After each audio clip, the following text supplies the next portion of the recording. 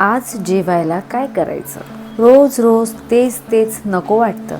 म्हटलं चला काहीतरी सात्विक, पचायला हलकं आणि करायला सोपं असं चविष्ट करावं. कालच बाजारातून मस्त कोवळी पालकची जुडी आणली होती. तिची पानं निवडून, मुळं तोडून स्वच्छ धुतली आणि मग ती बारीक चिरून बाजूला ठेवली. चुलीवरचा फ्लेवर यावा यासाठी एक मातीचं भांडं गरम केलं आणि त्यामध्ये तेल घातलं.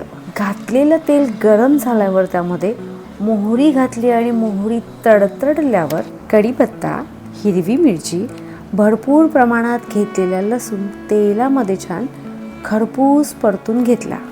हिंग, हळद, शिजलेले शेंगदाणे आणि बारीक चिरलेला पालक.